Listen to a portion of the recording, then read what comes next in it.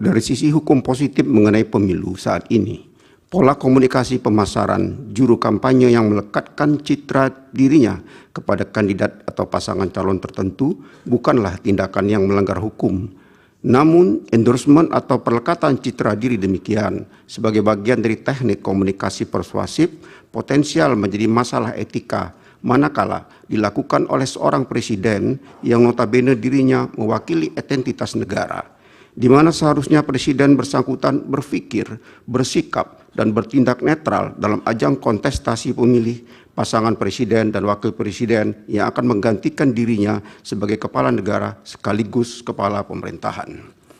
Bahwa kedudukan presiden di Indonesia sendiri menurut Mahkamah memang dilematis antara posisinya sebagai kepala eksekutif atau pemerintahan hasil pemilihan umum, sebagai kepala negara simbol kedaulatan negara, sebagai kader dari partai politik yang mengusungnya dalam pemilihan umum, sekaligus sebagai warga negara Indonesia yang secara asasi mempunyai hak berpolitik antara lain mewujud dalam bentuk mendukung atau tidak mendukung calon atau kandidat tertentu. Bahwa menurut Mahkamah, mutlak diperlukan kerelaan presiden petahana untuk menahan atau membatasi diri dari penampilan di muka umum yang dapat diasosiasikan atau dipersepsikan oleh masyarakat sebagai dukungan yang bagi yang salah satu kandidat atau pasangan calon dalam pemilu. Kesediaan atau kerelaan presiden yang demikian, serta kerelaan para petahana di level masing-masing yang menghadapi kemiripan situasi dengan posisi kondisi Pilpres tahun 2024 ini, inkasu petahana kepala daerah, merupakan faktor utama bagi terjaganya serta meningkatnya kualitas demokrasi di Indonesia. Bahwa namun kerelaan adalah wilayah moralitas, etis, ataupun fatsun, sehingga posisi yang berlawanan dengannya, yaitu ketidakrelaan, tentunya tidak dapat dikenai sanksi hukum kecuali apabila wilayah kerelaan demikian telah berlebih dahulu dikonstruksikan sebagai norma hukum larangan oleh pembentuk undang-undang. Bahwa berdasarkan fakta hukum serta indikasi yang terungkap dalam persidangan sebagaimana diuraikan di atas, Mahkamah tidak menemukan landasan hukum untuk dilakukannya tindakan terkait dengan ketidaknetralan presiden yang mengakibatkan keuntungan bagi pihak terkait. Sekali lagi, karena tolak ukur ataupun parameter ketidaknetralan presiden dalam pemilu termasuk wilayah etik belum diatur secara tegas dalam peraturan perundang-undangan khususnya di level undang-undang. Apalagi Undang-Undang Dasar 1945 dengan tegas menyatakan bahwa hak untuk tidak dituntut atas dasar hukum yang berlaku surut adalah hak asasi manusia yang tidak dapat dikurangi dalam keadaan apapun. Vide pasal 281 ayat 1 Undang-Undang Dasar 1945. Bahwa terlepas dari anutan asas legalitas demikian, Mahkamah menegaskan perlu perubahan paradigma mengenai netralitas kekuasaan eksekutif demi mewujudkan pemilihan umum yang jujur dan adil sebagaimana amanat pasal 22E ayat 1 Undang-Undang Dasar 1945, pasal 22E ayat 1 AKUO dengan tegas menyatakan bahwa pemilu dilaksanakan berdasarkan azas langsung, umum, bebas, rahasia, jujur, dan adil. Tentunya perubahan paradigma demikian harus dilakukan melalui perubahan atas undang-undang mengenai kepemiluan, sebagaimana telah tersinggung dalam pertimbangan hukum sebelumnya, termasuk dalam hal ini berkenaan dengan pemilu yang memenuhi azas jujur dan adil. Bahwa setelah Mahkamah mencermati fakta hukum mengenai latar belakang program Bansos yang merupakan dalam persidangan terutama dari dalil permohonan, pemohon serta keterangan menteri-menteri yang dipanggil Mahkamah menemukan indikasi ketiadaan antisipasi presiden dan dampak kunjungan dan pembagian Bansos terhadap fairness pemilu presiden dan wakil presiden tahun 2024. Setidaknya, dari keterangan lisan 4 menteri dalam persidangan, Mahkamah tidak mendapatkan keyakinan akan bukti adanya maksud atau intensi dari presiden terkait dengan penyaluran bansos yang dilakukan oleh presiden dengan tujuan untuk menguntungkan pasangan calon presiden dan wakil presiden nomor urut 2. Oleh karena itu, menurut Mahkamah, tindakan presiden belum dapat dikategorikan sebagai pelanggaran terhadap hukum positif. Terlebih, dalam persidangan Mahkamah tidak menemukan bukti-bukti yang meyakinkan Mahkamah adanya korelasi dan hubungan kausalitas antara penyaluran bansos dengan pilihan pemilih. Namun demikian, penting bagi Mahkamah untuk menegaskan dalam rangka perbaikan tata kelola penyaluran bansos ke depan, khususnya penyaluran bansos yang berdekatan dengan penyelenggaraan pemilu, perlu diatur secara jelas menyangkut tata cara penyaluran, baik waktu, tempat, maupun pihak-pihak yang dapat menyalurkannya, sehingga tidak ditenggarai sebagai tindakan yang dapat dimaknai sebagai bantuan bagi kepentingan elektoral tertentu. Bahwa klaim bahwa bansos dan tindakan lainnya yang semacam charity tidak selayaknya diklaim sebagai bantuan personal karena sebagaimanapun pendanaan bansos dan bantuan presiden lain atau menurut keterangan Menteri Keuangan bersumber dari dana operasional presiden. Bersumber dari APBN yang tidak lain dan tidak bukan adalah kekayaan milik seluruh rakyat Indonesia.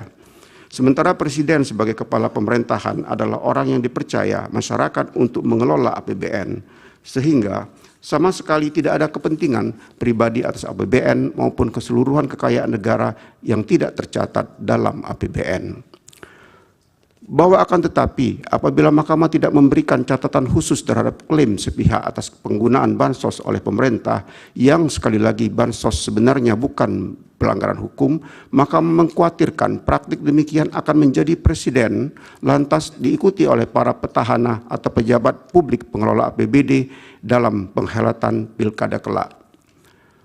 Bahwa pemberian dukungan dari seseorang kepada keluarganya inkasu dukungan politik adalah hak konstitusional yang dilindungi oleh setidaknya pasal 28E ayat 2 Undang-Undang Dasar 1945.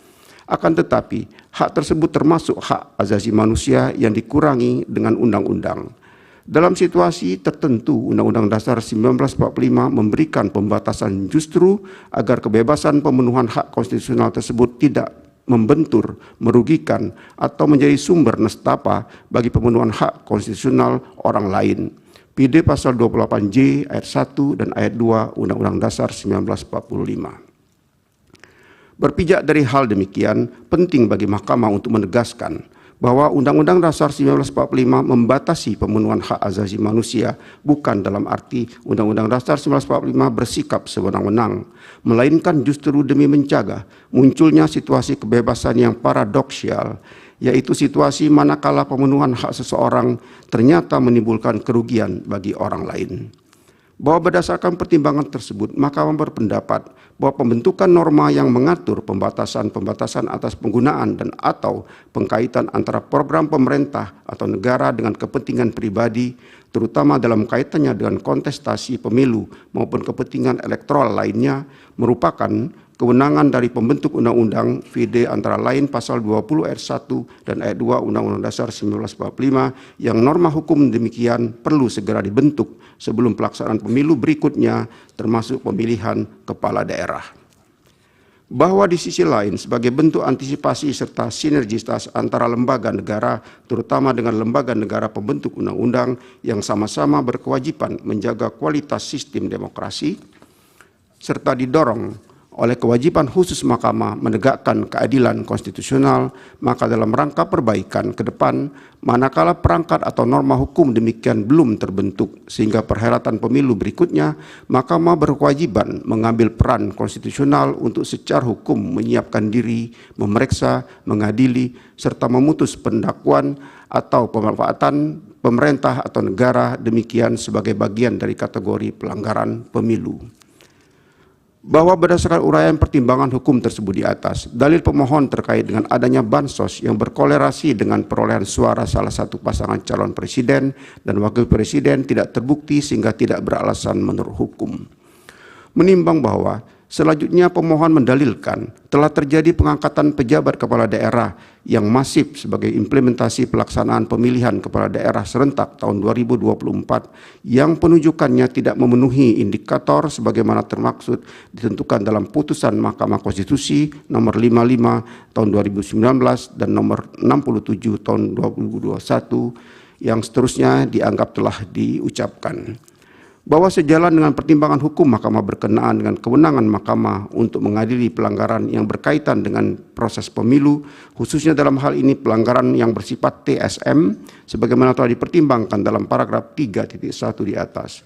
Penting bagi Mahkamah untuk menegaskan bahwa dengan berwenangnya Mahkamah untuk masuk ke dalam menilai lebih dalam proses penyelenggaraan pemilu tidak berarti lantas menegasikan segala proses penyelesaian sengketa yang dimiliki oleh lembaga-lembaga lain di luar mahkamah sebagaimana telah ditentukan dalam Undang-Undang Pemilu. Terhadap penyelesaian pelanggaran administrasi pemilu yang terjadi secara TSM terhadap tata cara, prosedur, atau mekanisme yang berkaitan dengan administrasi pelaksanaan pemilu dalam setiap tahapan penyelenggaraan pemilu adalah merupakan kewenangan Bawaslu, PD pasal 460 ayat 1, Jungto pasal 463 ayat 1 Undang-Undang Pemilu. Dalam konteks ini, Mahkamah bukan dalam posisi untuk memberikan penilaian terhadap proses penyelesaian yang telah dilakukan oleh Bawaslu, melainkan memastikan bahwa Bawaslu telah melaksanakan kewenangan dan bertindak dengan tepat sesuai dengan azas dan hukum pemilu yang berlaku. Proses penyelesaian sengketa yang dilakukan oleh Bawaslu menjadi sebuah database pengawasan sekaligus sebagai rekam jejak perolehan suara masing-masing pasangan calon yang sewaktu-waktu dapat dibuka kembali untuk menjadi rujukan dalam persidangan PHPU di mahkamah. Berdasarkan hal tersebut, meskipun mahkamah tidak terikat pada hasil pelaksanaan kewenangan Bawaslu, akan tetapi momentum pelaporan pelanggaran administrasi dan proses pemilu secara TSM kepada Bawaslu menjadi hal yang penting dalam penyelesaian sengketa tentang hasil perolehan suara. Sehingga dengan tidak adanya pelaporan pelanggaran pemilu secara TSM kepada Bawaslu, maka dapat dikatakan dugaan pelanggaran tersebut dianggap tidak pernah ada, kecuali dapat dibuktikan sebaliknya dalam persidangan.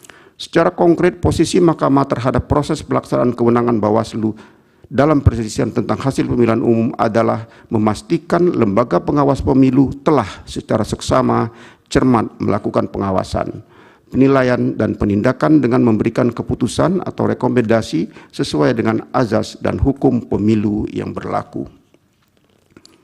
Demikian pula dalam hal tata kelola pemerintahan. Termasuk dalam hal implementasinya, lembaga DPR juga mempunyai kewenangan konstitusional untuk melakukan pengawasan dan hak kewenangan yang dimiliki. Melekat sepanjang periodisasi jabatan DPR yaitu 5 tahun, baik terkait dengan fungsi eksekutif maupun terkait dengan hal-hal yang berhubungan dengan pelaksanaan pemilu.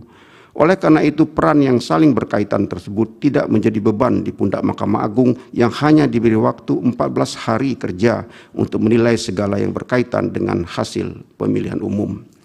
Bahwa selanjutnya Mahkamah juga perlu menegaskan terkait kewenangan Mahkamah dalam mengadili pelanggaran berkenaan dengan proses pemilu. Khususnya dalam hal ini pelanggaran yang bersifat TSM adalah mengenai keterkaitan dan keterpenuhan masing-masing unsur pelanggaran pemilu yang bersifat TSM. Ketentuan pasal 286 Undang-Undang Pemilu dan penjelasannya telah menentukan definisi atas pelanggaran yang terjadi secara terstruktur, sistematis, dan masif. Pelanggaran terstruktur merujuk pada kecurangan yang dilakukan oleh aparat struktural, baik aparat pemerintah maupun penyelenggara pemilihan secara kolektif atau secara bersama-sama. Sedangkan pelanggaran sistematis merupakan pelanggaran yang direncanakan secara matang, tersusun, bahkan sangat rapi. Dan pelanggaran masif adalah dampak pelanggaran yang sangat luas pengaruhnya terhadap hasil pemilihan, bukan hanya sebagian. Selanjutnya yang juga perlu diuraikan serta dibuktikan dalam persidangan adalah hubungan kausalitas antara pelanggaran tersebut dengan kebebasan pemilih dalam menentukan pilihannya, sehingga menyebabkan penyelenggaraan pemilu tidak memenuhi azas langsung, umum, bebas, rahasia, jujur, dan adil yang pada ujungnya berdampak atau berpengaruh secara signifikan terhadap perolehan suara kontestan pemilu. Bahwa terhadap dalil-dalil permohon terkait dengan pengangkatan pejabat kepala daerah dan perannya menggerakkan struktur di bawahnya untuk pemenangan pasangan calon nomor urut 2, termohon menyampaikan jawaban dan seterusnya telah dianggap diucapkan. Pihak terkait pun memberikan keterangannya dan seterusnya dianggap pula telah diucapkan. Bahwa menurut pemohon terdapat hubungan yang erat antara penunjukan penjabat kepala daerah dengan dugaan kecurangan pemilu sebagai berikut.